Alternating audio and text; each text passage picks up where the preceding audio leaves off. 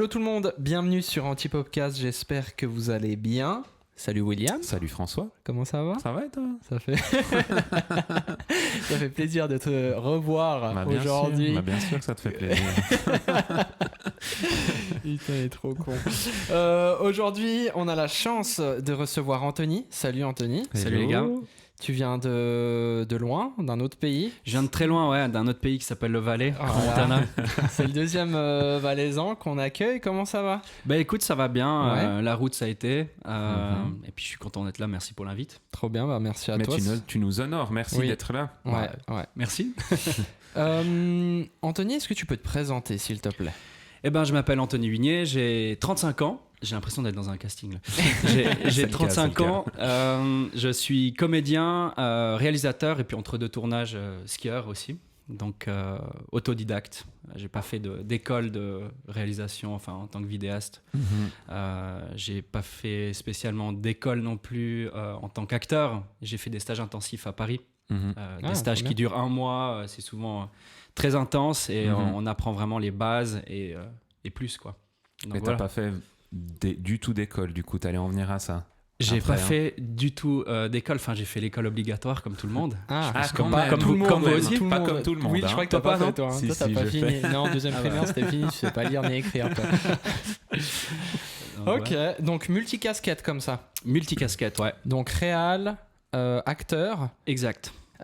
Pourquoi ? Comment ça se fait ? Pourquoi ? Ça c'est une bonne Parce que tu question. sais, souvent on a ce truc de t'es réal ou t'es vidéaste ou peu importe parce que t'aimes être derrière la cam et pas forcément devant. Mais du coup, comment ça se fait que toi tu t'occupes les deux rôles ? Parce que je pense que depuis tout petit, j'aime raconter des histoires. J'aime jouer des rôles à l'école. Mes anciens camarades de classe, enfin mes potes de classe pourront vous le dire, je pense. J'ai toujours été un peu le clown au fond de la classe qui faisait rire les autres. Et ouais, voilà, je pense que tu connais ça, toi. Ouais, lui aussi, il connaît. Et du coup, voilà quoi. Après, je suis parti dans le ski. Et c'est grâce au ski que je suis devenu réalisateur ou que j'ai commencé à travailler dans la vidéo. Ouais. Parce qu'on se filmait entre nous. On avait un podcast qui s'appelait Crustacé. Mais je connais. Ah bah voilà.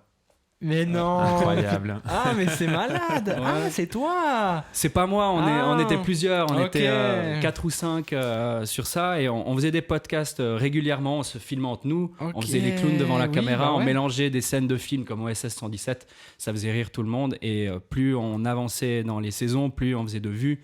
Et plus les gens adoraient ce qu'on faisait quoi. Purée, c'est malade. Je crois que j'ai découvert ça avec mon cousin qui faisait beaucoup de freeride tout ça, il m'avait montré. C'était trop bien. Purée, quel honneur. C'est bon, on peut finir le podcast maintenant. On peut s'arrêter maintenant. On peut s'arrêter. Je Non. tenais à dire juste une chose, Crustacé, c'est aussi le nom d'une team de drift. Ah ouais ? Oui. Ouais, en fait, je faisais du drift il y a quelques années avec ma vieille BM et puis du coup, sur circuit, il y avait la team Crustacé. C'est vrai ? Parce qu'on avançait de travers. Mais ça s'écrivait comment ? Crew comme crew ? Ouais. Stacé EZ à la fin aussi ? Et puis c'était des Crustacetions où on allait drifter sur circuit. Oh là là là là. Tu vois ? C'est malade. Hein. Comme quoi les grands esprits se rencontrent ce matin autour de cette Incroyable, table. parfait. Plaisir. Merci. Moi, j'ai pas le droit. Ouais, moi aussi, d'accord, ok. Du coup, t'as dit que donc tu as commencé la vidéo en faisant du ski. Donc là, à ce moment-là, t'étais pas encore acteur. Non. Maintenant, moi, un peu ma question, c'est quoi que tu fais le plus ? Et c'est quoi où tu veux aller dans le futur ? Tu vois, est-ce que tu veux devenir... Est-ce que t'as choisi un peu, est-ce que tu veux devenir vraiment réel, mais à côté, c'est un peu ton passe-temps de faire acteur ou... Tu vois un peu ce que je veux dire ? Je vois exactement, et c'est cette question que je me pose aussi encore aujourd'hui tous les jours. Et... Mais ta réponse va orienter la suite du podcast. Donc là, tu as vraiment un choix. La fin sera différente en fonction du choix que tu fais. Et si je dis que j'ai envie de faire les deux ? Le podcast s'arrête, game over. Non, aujourd'hui, mon gagne-pain, c'est vraiment la réalisation. Aussi en tant que vidéaste, je prends aussi des mandats à droite à gauche. Je fais beaucoup de choses pour Grand Montana. Pour le golf par exemple ou pour des marques de l'aftermovie aussi. Et en tant que réalisateur, je fais des projets un peu plus gros et là je travaille avec Imagina Studios qui est une agence vous connaissez, basée à Lausanne au Flon. Donc je fais mes plus gros projets avec eux et voilà, en tant qu'acteur, j'ai pas tout le temps des castings, j'ai pas tout le temps des tournages. C'est quand même un peu c'est un peu plus compliqué. Mhm. Il faut réussir les castings. Là, j'ai un agent qui me trouve des castings à Paris. Mhm. Donc voilà, j'ai de la chance de l'avoir. Et je passe mes castings à la maison. Il me faut juste un fond blanc. Mhm. Je me filme maintenant avec les iPhones. On peut se filmer. Je sais comme ça que je fais mes castings. J'ai plus vraiment besoin d'aller à Paris passer mes castings. Ok. Mais les directeurs et directrices de casting préfèrent quand même nous voir en vrai. Ouais, bien sûr. Donc c'est quand même important que je puisse aller aussi. C'est assez fou parce qu'en fait, il y a toujours cette idée en tant qu'acteur, tu dois bouger sur Paris, en fait, si tu veux. C'est fou, ouais. Ouais, c'est toujours comme ça. En fait, avant que je commence à faire du cinéma en tant qu'acteur, Mhm. je me suis toujours dit c'est à Paris que ça se passe. Ok. Parce que je regardais des films, des films français, et Ouais. je suivais certains acteurs et j'avais l'impression que j'avais peut-être une chance là-bas. Et en Suisse, c'est vrai que je voyais pas grand-chose en termes de casting et tout ça. Du coup, c'est un peu tout naturellement qu'à 25 ans, je suis parti à Paris, après avoir été pris sur un projet de court-métrage pro. D'accord. Et là, j'ai rencontré des gens, et ils m'ont dit, mais viens à Paris, reste pas en Suisse. Ouais. J'ai dit, mais en Suisse, il y a aussi le ski. Ah, Et t'es tiraillé c'était entre un les peu- deux. ok, Ouais, d'accord. exactement. Donc, j'allais plutôt en été à Paris, Mhm. et en hiver, j'étais chez moi sur mes skis, et un peu au début, derrière la caméra. Ouais. J'avais plutôt des mandats en hiver au début, Ouais. et maintenant, j'ai aussi en été pas mal de choses à faire en vidéo. Mais comment tu D'accord. arrives à concilier du coup les deux vies, cette vie d'acteur et puis cette vie de réal en fait? Ouais, ça c'est une bonne question. Je pense que c'est une question d'organisation au début. En fait, aujourd'hui, je gagne vraiment ma vie en tant que réalisateur et vidéaste. Donc, je suis obligé de Bien sûr. quand même gagner Ouais. quelque chose, quoi. Mhm. Et en tant qu'acteur, c'est quand même plus une passion. Et je me dis, il faut que je sois patient. Il ne faut pas que j'accepte tous les Oui. rôles D'accord. qui m'arrivent comme ça, ou que je continue à faire. J'ai fait énormément de courts-métrages étudiants. Oui. Des rôles principaux pour ma bande démo. Maintenant, j'ai une bande démo, donc ça me sert à rien de faire 15 000 projets Oui. étudiants. Donc, Mhm. je vais plutôt attendre à ce que je puisse avoir des bons castings et donner toutes mes chances sur ces castings et essayer de réussir à passer devant la caméra comme ça. Ouais. Ton agent, il te dégote entre guillemets des castings pour des grosses productions, pour des films aussi, où tu Exactement. essayes de passer. Ouais. Ouais, exactement. Donc, il se fait contacter par des directeurs et directrices de casting qui ont vu ma gueule sur le site. Mhm. Et il me demande de me voir pour tel rôle. Ouais. Et puis après, à chaque fois, il me demande est-ce que ça te parle ou ça te parle pas. Ouais. Et voilà. Après, quand il me propose des choses, c'est souvent des projets intéressants. Mhm. C'est pas des petits courts-métrages, c'est pas non plus des petites séries qui passent sur TF1 le matin. Il filtre quand même un Il minimum. filtre un petit peu, ouais, parce que aussi je lui ai dit que je voulais avoir des projets un peu plus gros. Je suis moins quand même dans ces petites séries qui, en fait, tout le monde peut jouer là-dedans finalement, et enfin, ils ratissent en tout cas tous les comédiens à Ta Paris. place et toi ton barème en fait. Exactement, ouais. Mais c'est bien Et, en même temps parce oui, que exactement. c'est pas genre tu prends tout ce qu'il y a quoi. Exactement. Tu sais où tu veux aller. Après, je suis pas du tout au niveau où je peux choisir mes projets, mais loin de là. Ouais, Mais ouais, je fais quand même un peu gaffe. Ouais. Parce que tu peux être acteur toute ta vie. Ouais. Donc voilà. Ça sert Et à rien de puis griller, surtout que je pense que ça peut te griller. Tu Exactement. vois, si tu je sais pas, mais je connais pas trop, mais par exemple les acteurs de Plus belle la vie.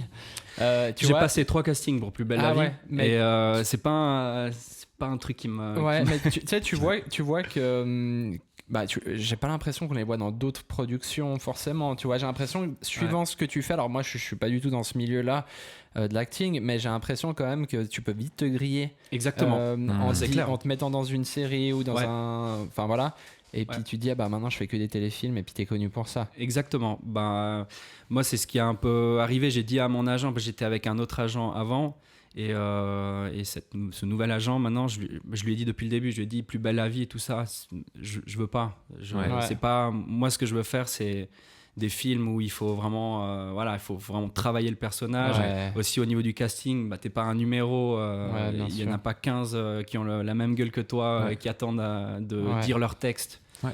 Du coup, moi, je préfère avoir un casting où vraiment on travaille la scène, où je passe 1 heure avec le réalisateur ou avec le directeur, directrice de casting, Et puis où, voilà, on essaye vraiment d'arriver à quelque chose au lieu d'arriver et juste dire son texte et puis on vous rappelle si c'est bon, quoi. Ouais, trop bien. Je voulais revenir sur le fait que tu as expliqué que tu n'as pas fait d'école pour ça.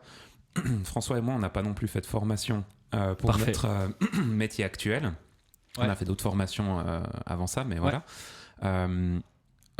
On revient souvent sur le fait, quand on discute les deux, ou même, je crois qu'on l'a abordé aussi en podcast, ce côté des fois où tu te sens pas à ta place, où tu te sens pas légitime parce que t'es pas attesté, tu vois. Le syndrome de l'imposteur. Ce syndrome de l'imposteur. J'imagine que toi, t'as du coup 2 métiers que tu pratiques, où potentiellement, rentrer en tant que Suisse à Paris comme comédien, alors que tu n'as pas forcément fait des écoles de comédien, etc. J'imagine qu'en arrivant, tu as eu des appréhensions ou un côté illégitime. Enfin, tu te sentais illégitime d'être là ou... C'était surtout ça, en fait. J'avais rien à perdre. Okay. Personne ne savait qui j'étais. Moi, je le disais pendant les castings que j'ai jamais vraiment joué. Enfin, voilà, je suis vraiment arrivé au culot, mais alors totalement. Trop bien. Et puis, du coup, vu que j'avais rien à prouver vraiment, en plus, j'avais pas fait d'école, quoi. Du coup, je me donnais à fond. Je jouais le rôle jusqu'au bout. Et je pense si tu crois au personnage pendant tes castings, si tu y crois jusqu'à la fin, parce qu'au milieu du casting, si tu dis merde, je suis en train de faire un truc, j'ai l'impression d'être ridicule. C'est mort. T'oublies, tu sors du truc. Du coup, moi, je me donnais à fond, de A à Z jusqu'à la fin. Et quand la porte de l'endroit où je faisais le casting se fermait, là, je me disais, voilà, au moins, j'ai tout donné, j'ai essayé. Je suis de toute façon là pour. J'ai pas fait d'école, j'ai rien à perdre. T'as moins de pression aussi. Exactement, beaucoup moins de pression. Et t'as pas besoin de subvenir à tes besoins par ton travail d'acteur, du coup. Exactement, Parce qu'à la base, moi, j'allais à Paris pour 1 année. Finalement, je suis resté juste un été.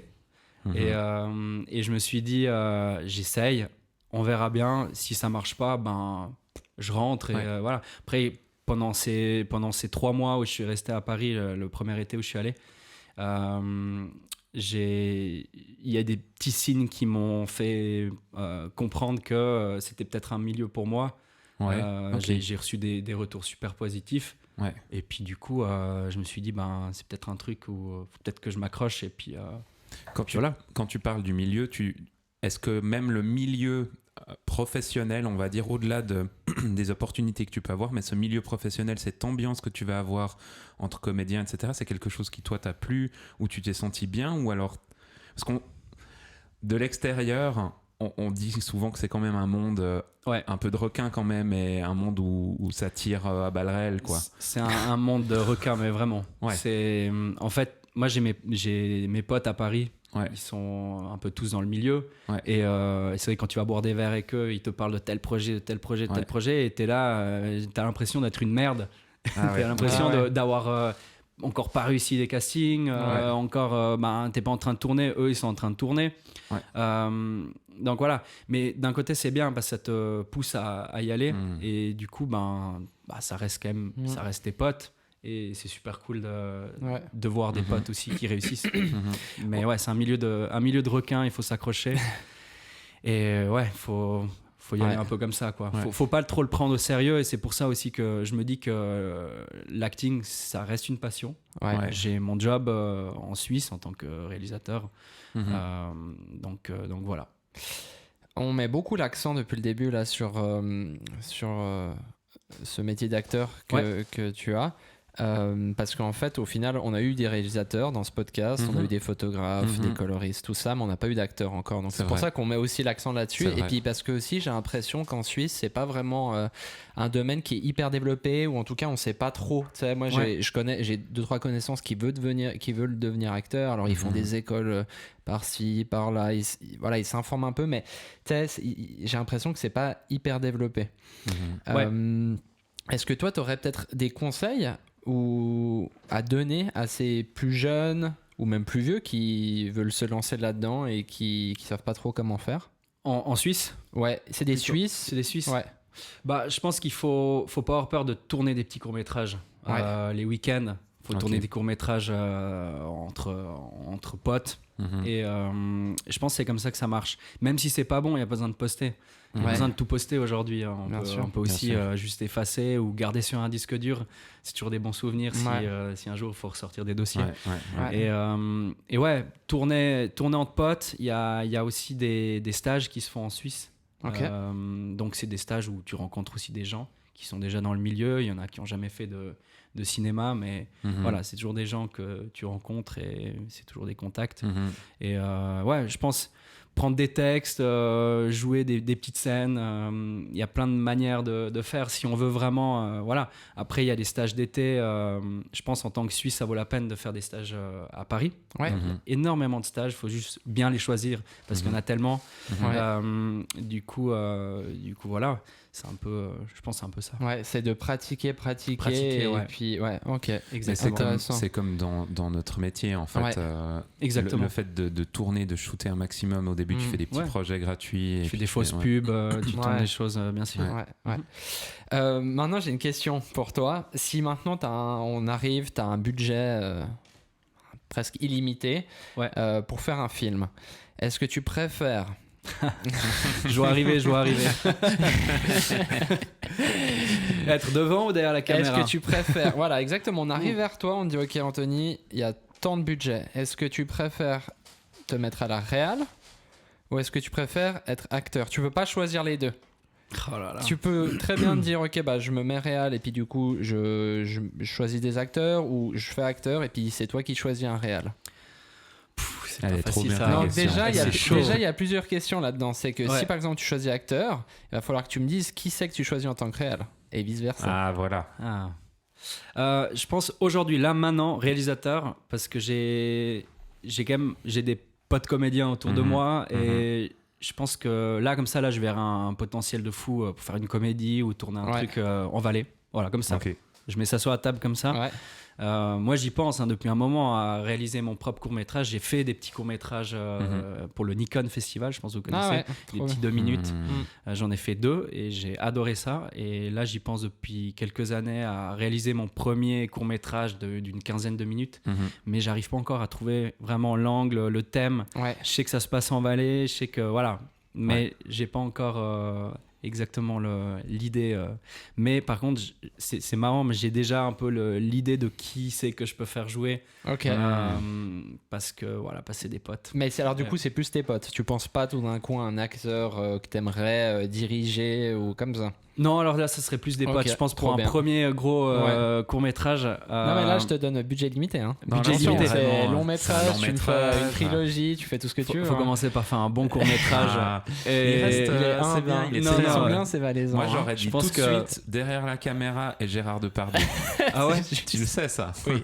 J'aurais pris du Jardin. Mais Gérard Depardieu, c'est clair. Ouais, mais Depardieu, t'imagines les coulisses de tournage après, je pense qu'il y a moyen de se marrer. Mais c'est vrai. Et puis maintenant, si tu étais acteur, qui c'est que tu choisirais comme directeur?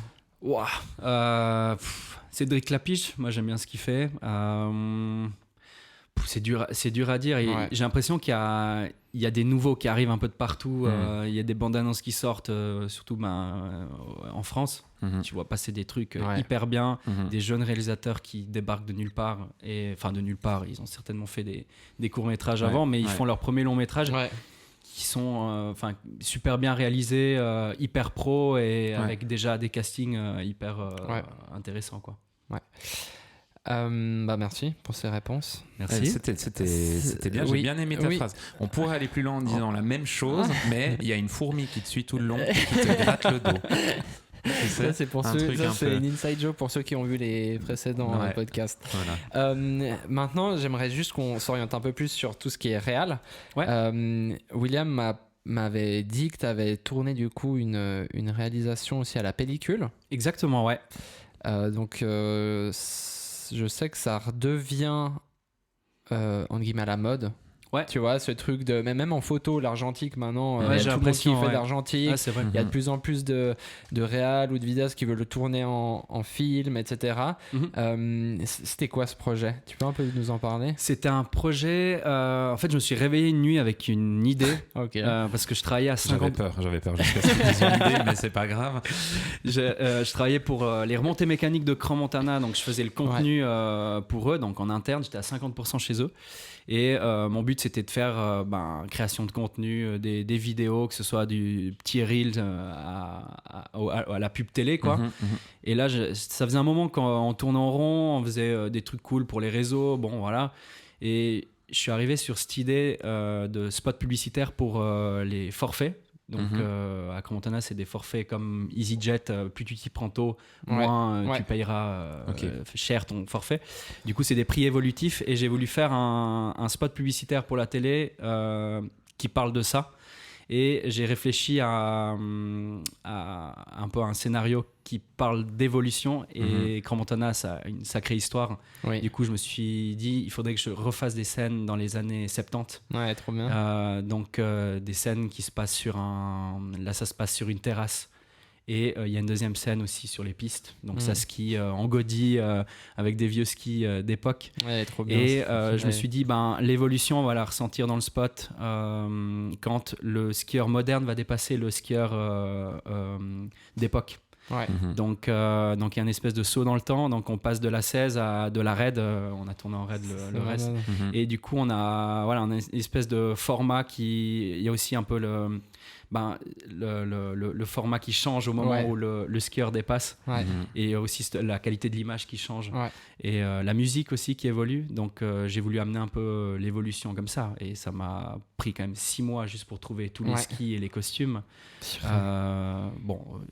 je peux parler depuis le début de ce projet, j'ai écrit le projet, j'ai présenté ça au directeur du domaine skiable. Et puis un peu toute l'équipe du domaine skiable au marketing et tout ça. Et puis ils m'ont dit, mais l'idée elle est incroyable, vas-y, go. Et j'ai fait un budget. Puis ils ont dit, ah, quand même. Bah oui. Comme d'hab. Bah oui. J'ai dit, c'est un spot télé. Soit on fait un truc lourd, soit on le fait à moitié. Et moi, ça, je veux pas. Du coup, ils m'ont dit, OK. Et je leur ai dit, vous me laissez vraiment carte blanche. Et j'ai pu bosser sur ça pendant presque 1 an et demi. Ah ouais, quand même. Et le temps de trouver toutes les choses, tous les costumes. J'ai dû aller dans les galtas chez les gens, chercher des vieilles combis et tout ça. Et je voulais absolument pas. On m'a proposé énormément de trucs, des habits fluo et tout ça, mais c'était pas la bonne époque, c'est années 80. Oui. Du coup, je suis resté très précis sur les vêtements, sur le. Très fidèle, Exactement, ouais. Et même sur les skis, les fixations, tout devait être de la bonne époque. Parce qu'il suffisait d'une paire, tu dis, ça passe. Après, tu en as une deuxième, et après, tu commences à partir dans quelque chose. Puis à la fin, tu suis plus l'époque. Et du coup, on a tourné en pellicule. Et sur 2 jours, on a eu un jour sur la terrasse, dans un restaurant d'altitude, et puis un jour sur les pistes. Et puis on a fait un autre jour en caméra, donc ça va assez vite. On filme un skieur qui va comme un fou avec un stab et voilà quoi. Ouais, trop bien. Je vous invite à aller le voir. C'est vraiment génial aussi de voir. Moi, j'avais été impressionné à l'époque. Je crois qu'on s'est rencontrés l'année dernière sur un travail pour un client en commun. Exact. On se connaissait pas du tout avant. Et puis on a mangé ensemble à midi. Puis tu m'expliquais le truc et tu me disais mais en fait c'est fou parce que c'est pas si inaccessible de shooter à la pellicule. Ouais, exactement. En termes de budget. Ouais.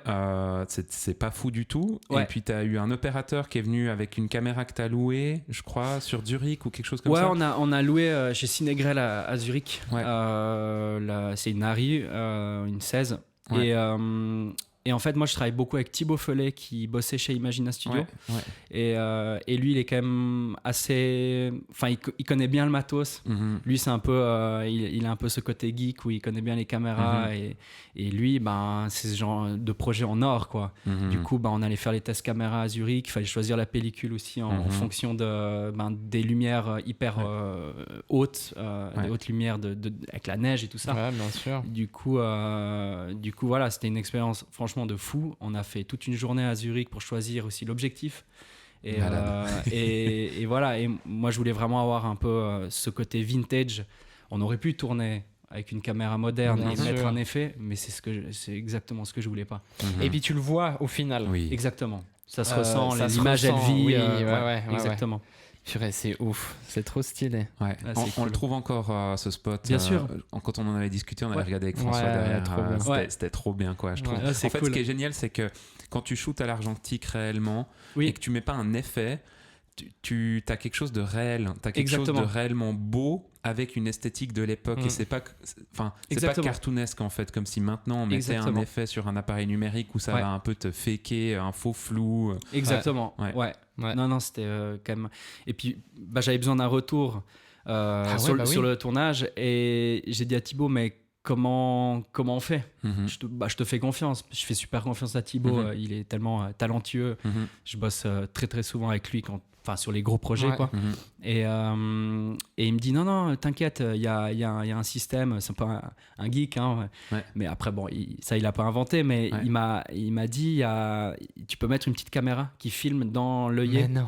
Et C'est vrai. du coup, moi, j'avais un retour en hyper mauvaise qualité, mais au moins, j'arrivais à me faire une idée du Ah cadrage, ouais, quoi. tout ça, ouais. Ouais. C'est malade, ok. Et du coup, quand on est passé à la raid, j'étais waouh, c'est beau, on voit bien là, c'est cool. Le bricolage. Et ouais, c'était quand même hyper chaud ce tournage parce qu'on avait un jour pour faire la grande scène sur la terrasse et il avait neigé 1 mètre pendant la nuit. Ouais. Et du coup, pour accéder à l'endroit, il devait d'abord miner. Ok. Et moi, c'était mon plus gros projet en termes de réalisation Ouais. pour les spots, quoi. Ouais. Et j'étais là, on a pris 1h30 de retard. En plus, on tourne en 16. T'as pas le droit de te louper. Ouais. À la fin de la journée aussi, t'as un peu ce sentiment quand tu rentres à la maison, tu te dis, mais si c'est tout cramé, je fais comment? Mon projet, Ouais. ça fait 1 an et demi que je bosse dessus. Ouais. En plus, t'as une journée courte, t'es en hiver en montagne. Exactement. Ouais. Ouais. Et puis j'ai pris des acteurs pas professionnels du tout. Ouais. J'ai pris un prof de ski. Ouais. J'ai pris 2 filles. Il y en a une qui était un petit peu dans le milieu aussi. Mais ouais, c'était un peu un risque que j'ai pris, mais j'étais assez sûr de moi. Ouais. Ils avaient rien d'autre à faire que de manger une fondue en même temps. Ça Ouais. devait, Ça devait va. aller. Ça va. Ça va. Merci Anthony pour tout Merci. ça. Moi, j'aimerais Mhm. te poser un peu une dernière question pour Ouais. un peu clôturer cet épisode. Anthony, dans quelques années, c'est quoi ton rêve? C'est qui Anthony dans 10, 20 ans, 30 ans? C'est quoi ton rêve ultime? Si maintenant tu pouvais claquer des doigts. Si je claque des doigts comme ça, ça serait de pouvoir continuer de vivre de ma passion parce que on se le dit, hein, la réalisation, d'être derrière ou devant la caméra, c'est mes passions. Et de jouer peut-être dans un premier bon rôle au cinéma, même si c'est un projet un peu indépendant. Ouais. Enfin, moi, en tout cas, moi, ce que j'aime dans le cinéma, c'est d'avoir c'est de pouvoir raconter des histoires et jouer des rôles qui ont rien à voir avec moi. Ouais. Donc voilà, c'est genre avoir un bon gros rôle qui a rien à voir avec moi. Ouais. Et si on me demande de me raser la tête, il va falloir le Ouais. faire. On y va et on se met à 200%. Et Ouais. voilà, vraiment chercher une grosse interprétation dans un bon film. Et puis en tant que réalisateur, continuer à bosser là-dedans et ouais, peut-être faire encore des plus gros projets pour des grosses marques et puis ce premier court-métrage. Ouais. Ça, on espère. Ça fait beaucoup de choses, on te le mais souhaite. Non, mais on te le souhaite en On te tout le cas. On te le souhaite. Et ce qui est dingue, c'est que alors les gens qui nous écoutent juste, ils le voient pas, mais quand tu parlais de tes rêves, t'avais des petites étincelles. des petites étincelles dans les yeux. Et Ouais. ça fait plaisir à voir. On Ouais. voit que Ouais. il y a C'est vrai. ce feu, quoi. Donc on te le Parfait. souhaite et puis on se réjouit de voir tout ce que tu vas faire, tout ce que tu vas entreprendre. Merci. C'est sur les réseaux. je suis sur les réseaux, ouais, sur Insta. Voilà. Je vais travailler sur un site aussi pour Ok. montrer un peu tout ce que, Trop bien. tout ce que je sais faire Ouais. parce que j'ai l'impression qu'il y a besoin de ça maintenant aussi. Ouais. Et j'ai des choses à montrer. Ouais. Donc voilà. Alors vous retrouverez tout ça bien sûr en description. N'hésitez pas à aller suivre Anthony pour voir toutes ses créations. Et puis voilà. Je crois On est qu'on a bon. fait un peu le tour, On quoi. a fait- Alors bien sûr qu'il y a plein d'autres choses Bien qu'on aurait sûr. pu aborder. Oui. Le fait que tu étais un grand skieur quand même, de l'extrême. Mais tu reviendras, On n'en Anthony. a pas parlé. Parce Ouais, je que reviendrai. voilà. Il reviendra. Et puis tu as quand même fait des shoots pour des grosses productions. Pour Mais des on en grosses a pas- productions, On n'en a ouais. pas parlé, mais voilà. Mais ça fera un épisode 2, une prochaine. Peut-être Ouais. sur les pistes. Bah ouais, avec plaisir. Voilà. À En fond. Valais, peut-être. En Valais, Voilà, par exemple. tranquille. Avec de la bricotine, cette Voilà. Mais oui, avec une bonne Super. raclette. Voilà, exact. Super, bah, merci beaucoup, Anthony. Bah, merci à vous. merci pour à- l'invite. Merci, merci, C'est merci cool. à toi, Will. Merci Franco. Et puis merci à toi, mon Public. petit Yannick, toujours à la prod. Et merci à vous. On se dit à la semaine prochaine. Portez-vous bien. Ciao. So sweet.